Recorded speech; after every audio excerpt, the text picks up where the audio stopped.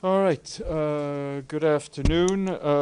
Today, in a short while, my guest will be Jane Ferguson, who is the UN Women's Special Representative in Afghanistan.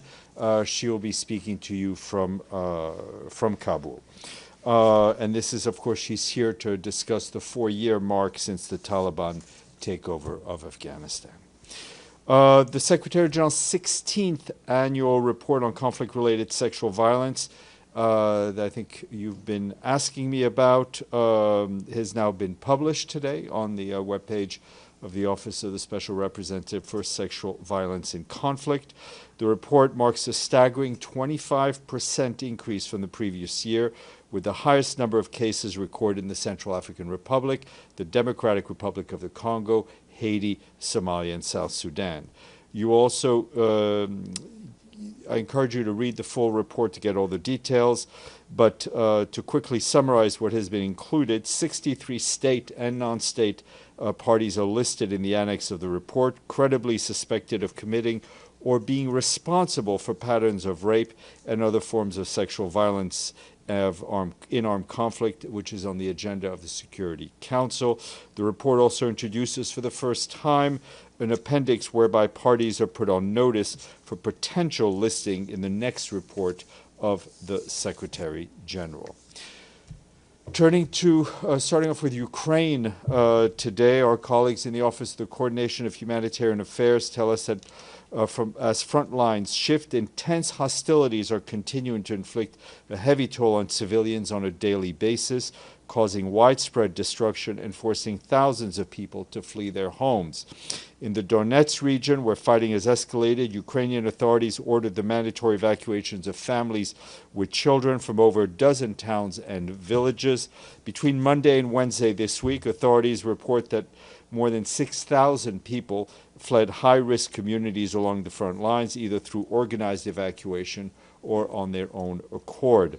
Relentless attacks are also impeding both evacuation of civilians and the delivery of aid to Pokrovsk town, located just a few kilometers from the front lines. Local Ukrainian authorities estimate that more than 1,000 people are still living there. Humanitarian access is worsening in the Konstantinivka town, where approximately 7,000 residents need urgent support.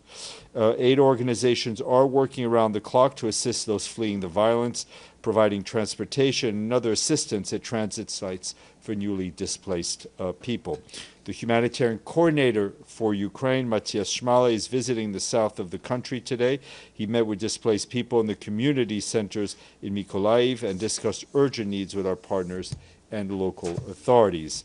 On its latest update, our colleagues from the UN Human Rights Monitoring Mission in Ukraine say the number of civilian casualties in Ukraine reached another 3-year high in July, with 286 civilians killed and 1,388 injured.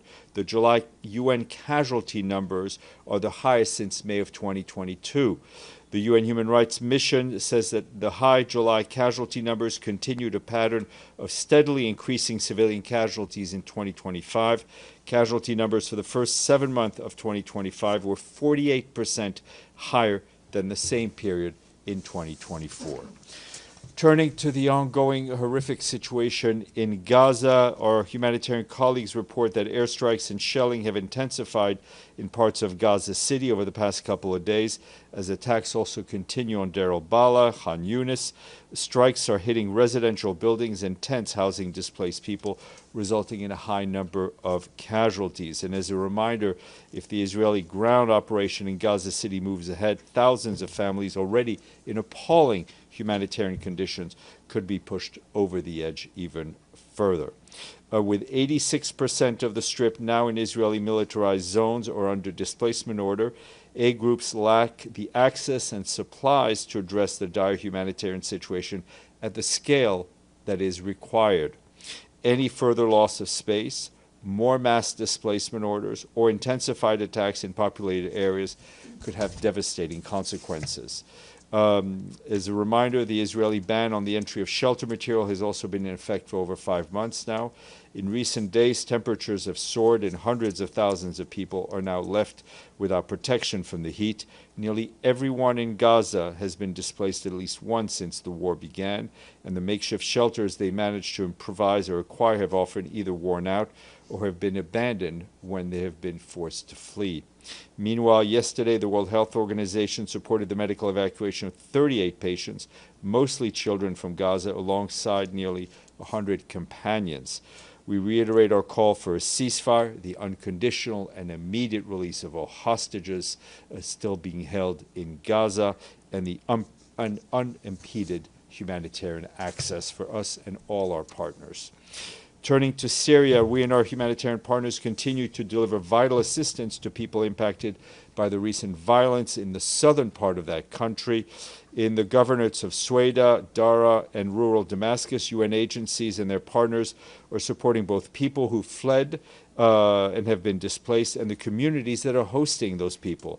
Between August 5th and yesterday, we supported 4 aid convoys through the Syrian Arab Red Crescent, which yesterday delivered critical assistance to Sueda, including food, hygiene kits, medical supplies, and fuel to access to restore water pumps. One of the convoys counted 21 trucks that delivered 250 metric tons of flowers, as well as food baskets, water containers, fuel, and 7 dialysis machines. The World Food Program and UNICEF provided these supplies. But of course, more support is urgently needed. More than 190,000 people were displaced by the recent violence, which has also disrupted basic services and commercial supplies. Over the past week, 920 families have left Sueda Governorate, with some 370 families returned, according to the Syrian Civil Defense Organization. Our humanitarian colleagues also warn that the ongoing insecurity and sporadic violence continue to impede better humanitarian access to Sueda. Just last week, a Syrian Arab Red Crescent convoy came under fire in Dara Governorate. Despite ongoing insecurity and operational challenges, we continue to engage closely with Syrian authorities and other partners to strengthen the response. And moving to Lebanon and southern Lebanon, where our peacekeeping colleagues are operating. I have my note right here. Our peacekeepers tell us that they continue to discover unauthorized weapons, unauthorized ammunition, and infrastructure in southern Lebanon. Yesterday, they found rocket launchers, rocket shells, mortar rounds, and bomb fuses in Sector East. On Tuesday, the peacekeepers observed a tunnel in Sector West with rocket launchers and mortar shells inside. These were referred to the Lebanese armed forces as per standard practice. In addition, UNIFIL observed continued Israeli Defense Forces military activities in the area of operations, including airstrikes in Sector West and artillery shelling from the south of the Blue Line with points of impact in Sector East. That took place yesterday. UNIFIL continues to conduct training activities with the Lebanese Army personnel in support of our efforts of capacity building of the LAF. This week, UNIFIL engineers conducted trainings on surveying, locating, and extracting explosive devices, procedures for safety exiting mined areas, and securing sites potentially containing explosive devices. Such training activities are crucial now as the Lebanese armed forces engage daily in identifying and securing areas contaminated with unexploded ordnances and explosive remnants of war. At sea, the mission's Maritime Task Force yesterday held an exercise with the Lebanese Army personnel. Lebanese Air Force personnel. In Sudan, our humanitarian colleagues are continuing to provide us with updates on the dire conditions there. We're extremely alarmed by the continued rapid spread of cholera in different parts of the country, especially in the Darfur region. In the past week alone, our health partners recorded 40 cholera-related deaths in the region. Treatment to more than 2,300 patients have been provided by our partners at facilities run by the Ministry of Health. But in Tawila, the cholera treatment centers have been overwhelmed. As you well know, in Tawila, hundreds of thousands of people are hosted after fleeing hostilities in and around El Fasher and Darfur State. You may also recall that last month, the Emergency Relief Coordinator, Tom Fletcher, allocated $5 million from the Central Emergency Response Fund to support the cholera response in Sudan, but more resources are needed for that response without delay. Humanitarian partners need 50 million United States dollars to sustain their cholera operations through the end of 2025. Meanwhile, active fighting, insecurity, and bureaucratic impediments continue to block or delay our access to areas impacted by famine and other locations in acute need. El Fasher in North Darfur remains besieged and cut off from humanitarian support. Humanitarian access is also constrained in the Kordofan region, where fighting persists along key supply routes. The closure of these routes has severely disrupted the delivery of vital goods and worsened economic conditions, triggering displacement and a worsening of the humanitarian situation. As nutrition needs deepen, the humanitarian community is responding wherever it can. In East Darfur, to identify acute cases or refer children for treatment, our partners, supported by UNICEF, screened 32,000 children under the age of 5 for malnutrition last month alone. A similar effort in June reached 15,000 children. We continue to reiterate that all parties engaged in this conflict must adhere to their obligations under international law, under international humanitarian law, including facilitating the unimpeded humanitarian access and protecting civilians from harm. And a quick update from Myanmar, where the situation there is not any better. The country continues to grapple with repeated shocks, including devastating conflict, flooding, and other disasters that have stripped millions of people in Myanmar of their homes, their shelter, their livelihoods, and sense of safety. Conflict between the Myanmar armed forces and various non-state armed groups continue to force civilians to flee their homes, exposing them to serious harm and protection risks. Since early July, heavy rains have also triggered widespread flooding and landslides, displacing families and damaging homes, roads, and other critical infrastructure. We, along with our humanitarian partners, have reached nearly 1.3 million people impacted by the earthquake that took place on March 28th of this year. However, underfunding continues to hamper our response. Funding cuts have forced reduction across all sectors of the humanitarian response in Myanmar, leaving vulnerable people desperate and dangerous situations and even more vulnerable. Myanmar remains one of the world's most underfunded humanitarian operations.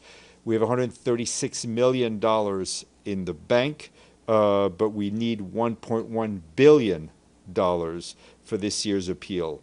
That's just, so we've only gotten about 12%. We call on all donors to step up their funding. And I'll end, unfortunately, with a tragic note from the Eastern Mediterranean, and I can tell you that we join our colleagues at IOM and UNHCR in expressing our deep sadness by the capsizing of a boat that occurred yesterday off the coast of Lampedusa, in the central Mediterranean, of Lampedusa in Italy, in which at least 35 people are feared dead or missing, including children, according to the information gathered by our colleagues from the 60 survivors that were brought to safety in Lampedusa. About 95 people had departed from Zawiya in Libya on 2 boats.